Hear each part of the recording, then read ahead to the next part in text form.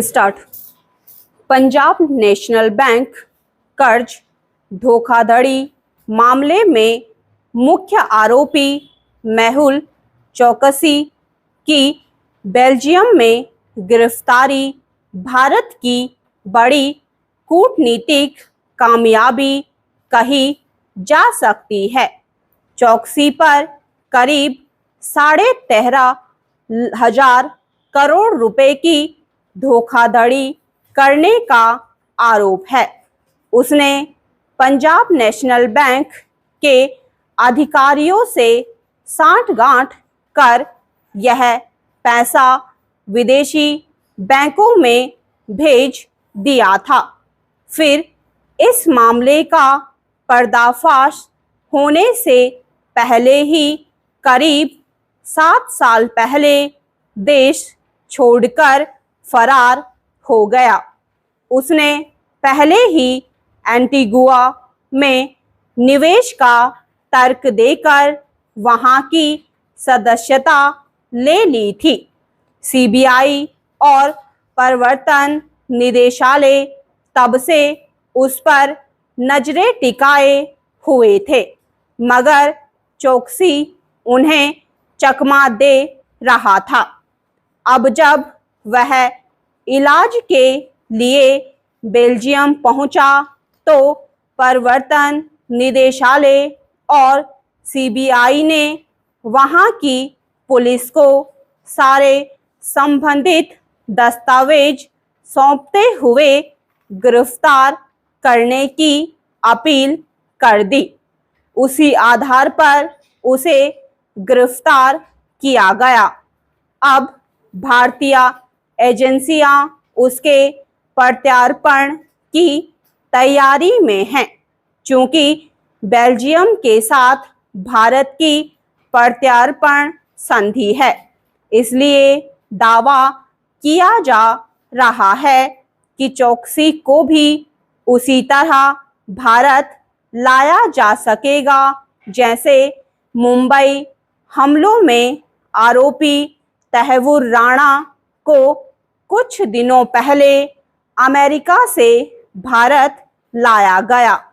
यह देखने की बात है कि भारतीय एजेंसियों को इसमें कितनी जल्दी कामयाबी मिल पाती है। आर्थिक अपराध कर दूसरे देशों में जा बसे भगोड़ों पर नकेल कसना भारत सरकार के लिए बड़ी चुनौती है। सरकार पर मेहुल चौकसी, विजय माल्या, नीरव मोदी जैसे आर्थिक अपराधियों को वापस लाकर उनके खिलाफ उचित कार्रवाई करने का दबाव लंबे समय से बना हुआ है। इसे लेकर सरकार को काफी किरकिरी भी झेलनी पड़ी है। ऐसे में मेहुल चौकसी की गिरफ्तारी से स्वाभाविक ही सरकार पर दबाव कुछ कम होगा, मगर तकनीकी रूप से उसका प्रत्यार्पण इतना आसान नहीं माना जा सकता जितना दावा किया जा रहा है। चौकसी के वकील तर्क दे रहे हैं कि उसे अवैध तरीके से गिरफ्तार किया गया है। यह ठीक है कि बेल्जियम के साथ भारत की प्रत्यार्पण संधि है, पर चौकसी अपने नागरिकता का हवाला देकर मामले को लटकाने का प्रयास कर सकता है।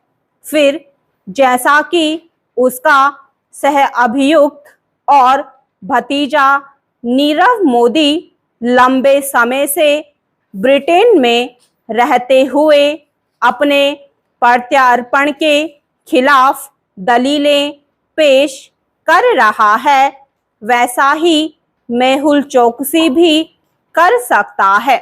इसलिए सीबीआई और प्रवर्तन निदेशालय को उसके प्रत्यार्पण के लिए लंबा संघर्ष करना पड़ सकता है।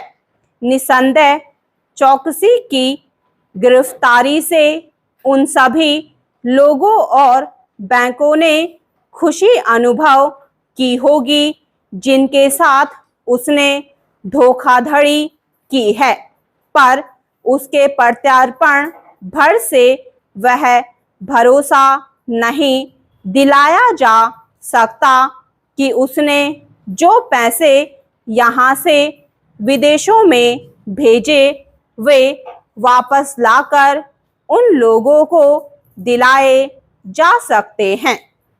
असल सवाल यही है कि आखिर उस पैसे की वापसी कैसे हो। पंजाब नेशनल बैंक की वह धोखाधड़ी अब तक की सबसे बड़ी आर्थिक धोखाधड़ी मानी जाती है। मेहुल ने उन पैसों से किन देशों में कितनी संपत्ति अर्जित की और किन किन बैंकों में उसे छिपाया, उसकी वसूली आसान काम नहीं है, पर जिस तत्परता और संजीदगी से प्रवर्तन निदेशालय और सीबीआई इस मामले में लगे हुए थे, उससे यह उम्मीद बनती है कि रकम वापसी के रास्ते भी जल्दी तलाश लेंगे। फिर चौकसी की गिरफ्तारी से यह संदेश भी गया है कि आर्थिक धोखाधड़ी करने वाले बहुत देर तक खुद को सुरक्षित महसूस नहीं कर सकते। स्टॉप।